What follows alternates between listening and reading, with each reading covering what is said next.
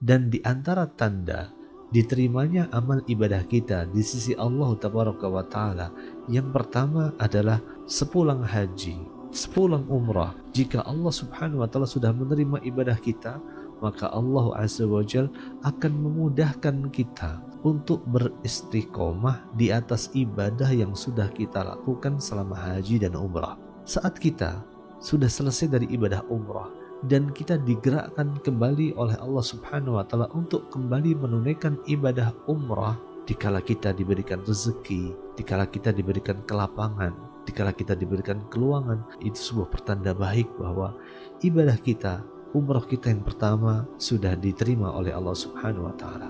Maka dari itu Rasulullah pernah menyebutkan al-umratu ilal umrati kafaratun lima bainahuma, bahwa umrah yang satu dan umrah yang lain akan menjadi kafarah, penebus dosa di antara keduanya.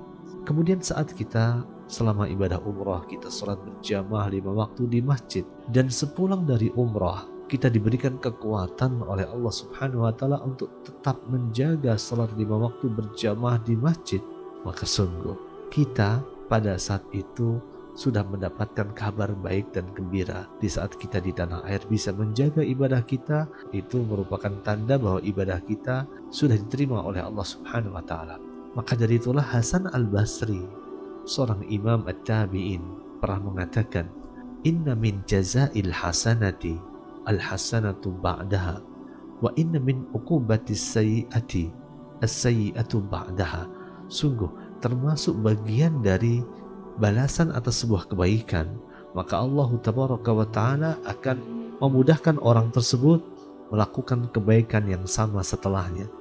Wa inna min uqubatis sayyi'ati, dan termasuk hukuman atas sebuah keburukan, as-sayyi'atu ba'daha, maka Allah Subhanahu wa Ta'ala akan menghukum orang itu dengan cara orang itu terus berkubang dalam kemaksiatan yang sama setelahnya, untuk melihat apakah kita termasuk orang yang pantas atau tidak diterimanya ibadah umrah kita atau haji kita. Maka lihatlah sepulang kita dari haji dan umrah, apakah kita bisa terus konsisten, apakah kita bisa terus istiqomah, apakah kita bisa terus mempertahankan kebaikan-kebaikan itu dan amal ibadah itu. Jikalau konsistensi itu masih bisa kita pertahankan, maka berbahagialah. Itu adalah sebuah kabar gembira dari Allah Azza wa Jal.